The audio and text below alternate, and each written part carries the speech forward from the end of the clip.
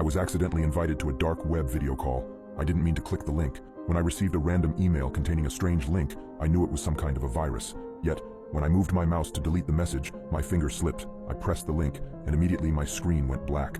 I began to mentally prepare myself to lose all my personal files, but as I went to shut off the PC, my screen changed. A pop-up appeared resembling a Zoom call, but without any Zoom branding. The largest video feed with a sign dangling close enough to the camera for me to read, "Please wait, meeting will begin temporarily." I always had my webcam blocked, and for that I was glad, for the other feeds began turning on, and I definitely didn't fit into this group of freaks. No one had their faces exposed.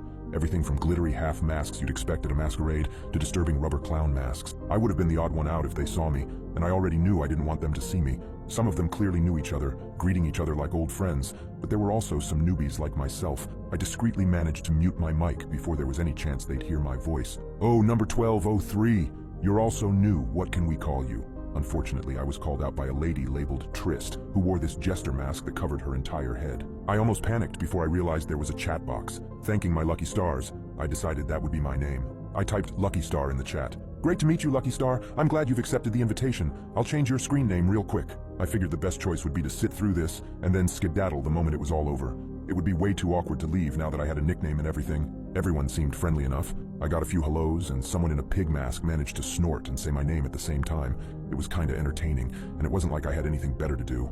God, how I'd regret that. The sign in front of the largest feed twitched before it was yanked from the picture. Chatter spiked before everyone started shushing each other and muting their mics. It was like the lights dimming in a theater. Time to be quiet. The show was about to begin. A man walked into the frame, and like the others here, he was wearing a mask as well. It was a wolf mask. It covered the upper half of his face and appeared to be made of wood. When he spoke, his low voice was quiet, but it commanded respect. "Good to see we've all made it. I hope our new friends are ready to participate." I didn't like the sound of that. I wanted to close out of the call right then and there, but that's when I realized there wasn't a hang-up button.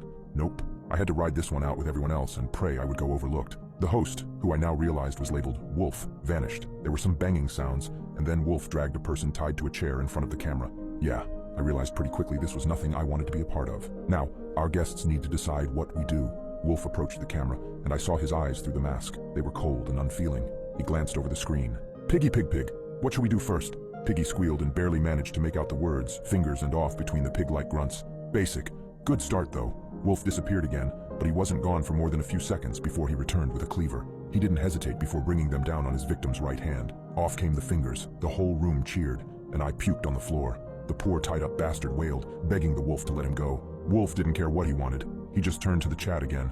"And what should we do now?" Barn suggested Wolf tear out his teeth. Wolf produced some pliers and ripped out all of the victim's front teeth, leaving his mouth a bloody, mangled mess. Another viewer suggested they cut off his ears. It was done. I vomited again. I wanted this to be over. Then Wolf called on me. "Lucky Star, I understand you're shy about your voice. That's all right. Just type whatever you're thinking into the box." Cold sweat poured down my neck. I felt all eyes metaphorically on me. If I didn't say something, they'd get suspicious, and I didn't want to be the next one in the chair. So I gulped down the bile in my throat and typed out the first thing that came to mind. "Can you stick his fingers in his ear holes?" There was a brief pause, and then Wolf laughed. It was the most disturbing sound I'd ever heard. The rest of the room joined in the laughter, and I thought for a second I'd fucked up. "That's a new one," the wolf chuckled. "We should have invited you sooner. I love the creativity." That settled. Wolf picked up one of the thumbs and proceeded to force it deep into the man's ear. The sound that poor bastard made will haunt my nightmares forever. A pointer finger joined it, and in the other ear he managed to fit 2 pinkies and an index. The man started howling, and Wolf chuckled again. "He's deaf now. I think I popped his eardrums with that." The show continued, finally ending with Trist saying the time was up and Wolf should wrap things up. Wolf nodded before he took a knife and cut the victim's throat. By that point, it was a mercy killing. Wolf waved goodbye. I thought that was finally it. I could forget I ever saw any of this, but he signed off with a message that made my blood run cold. "Good night, everyone. And as tradition, I can't wait for Lucky Star to host the next one."